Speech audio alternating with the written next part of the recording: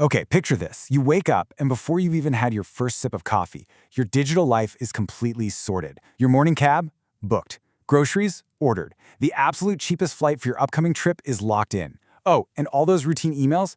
Already handled. The absolute kicker here, you didn't open a single app to do any of it. Welcome to our explainer on what tech insiders are literally calling the biggest shift since the smartphone. Today, we're unpacking the source material behind AI agents and looking at why the app era, as we know it, is officially dying. Right now, we spend our days swiping, searching, and tapping across dozens of different platforms. But imagine if your entire digital workflow boiled down to just a simple two-word command: handle it. That's the shift. We are moving from being micromanagers of our devices to becoming directors. You give the command, and the tech does all the heavy lifting in the background. It is a fundamental, ground-up rethinking of what convenience actually means. All right, let's dive straight into part one, the paradigm shift from answering to acting. To really grasp this shift, we have to look at the fundamental difference between the AI we're used to right now and what's arriving as we speak. Standard chatbots like ChatGPT, they're essentially smart advisors, right? You ask a question, they give you an answer. But an AI agent, that is a digital employee. Instead of just, say, drafting an email for you to copy and paste, it actually sends it. Instead of just giving you a list of hotel prices, it executes the booking. It bridges that massive gap between knowing what to do and actually doing it. So, breaking it down, an AI agent is fundamentally a system that can plan, decide, take action, use tools, and complete multi-step tasks. You give it a broad goal, something like organize my schedule for the week, and it independently figures out the necessary steps. It'll check your calendar, cross-reference your priorities, email your colleagues to find overlapping free time, and finally lock in the appointments. It's all about independent action. Moving on to section 2, the ultimate digital layer, the invisible app era. Think about how you plan a trip right now. You jump to Google to search, make my trip for flights, WhatsApp to coordinate with friends, maybe a banking app to pay. You might literally have 15 open tabs just trying to get one weekend sorted. That app fatigue is exhausting for all of us. Well, the AI agent solves this by becoming this invisible layer above all those platforms. This source material notes that apps aren't going to just vanish overnight, but our interface is going to change completely. The agent invisibly opens them, compares the data, and interacts for you. The apps basically become the back-end plumbing, and the agent becomes your only interface. Which brings us to section 3, agents in daily life, transforming shopping, finance, and travel. So what does this actually look like in practice, especially in mobile-first markets like India, where everyone is hunting for the best convenience and value? Let's think about shopping. The old way, hunting across Amazon and Flipkart for hours just to buy a phone.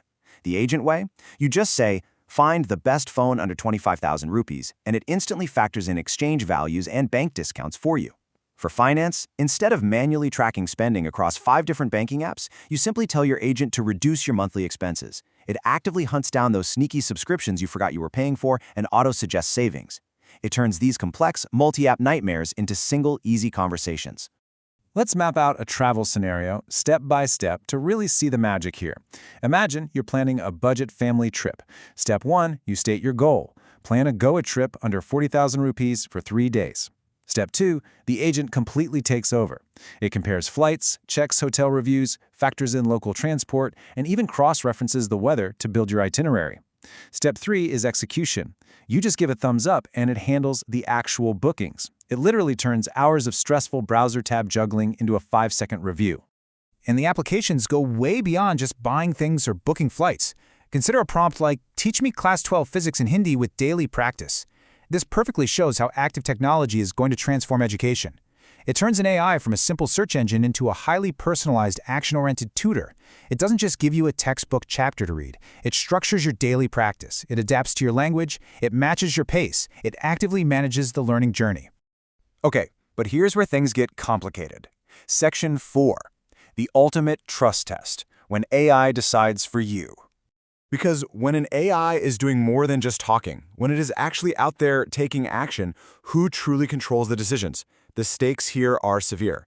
First off, bias recommendations. Is it picking the absolute best product for you, or just the one that paid the tech company the highest commission? Then there are the huge privacy risks. It needs access to your bank and your calendar to work.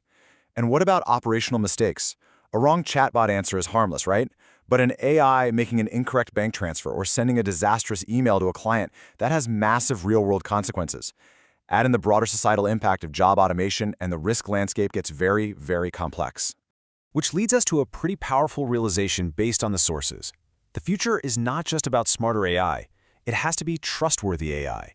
Delegating actions requires an immense amount of trust. It is one thing to ask an AI for a recipe. It is entirely another thing to hand it your wallet and your digital identity. Reliability, transparency, and security, those are going to be the true hurdles for this era, long before the technical capabilities max out. So, how do we handle this? Section 5. Adapting to the agent era. What this means for you. All of this might sound a bit daunting, but the goal here is to prepare, not panic. The source material lays out some very clear adaptation strategies. Students, you need to learn to command AI tools for structured learning, not just use them for quick answers. Professionals should be automating those repetitive workflows so you can focus on high-level strategy. For creators, it's all about leveraging AI for deep research and faster editing cycles. And for businesses, wow, the game changes entirely to AI discoverability. You have to figure out how customers find your product when an AI is doing the shopping rather than a human scrolling through Google. The common thread here? Those who learn to direct these digital employees are going to have a massive advantage. We have covered a lot today, from the death of the traditional app to the incredible convenience and the very real risks of delegating our digital lives. So, I want to leave you with a provocative question to think about. Would you trust an AI agent to shop, book, invest, or decide for you? Are you genuinely ready to hand over the keys and simply say, handle it? It is absolutely the defining question of the next decade of technology. Thank you so much for joining me for this explainer, and keep exploring where technology is taking us next.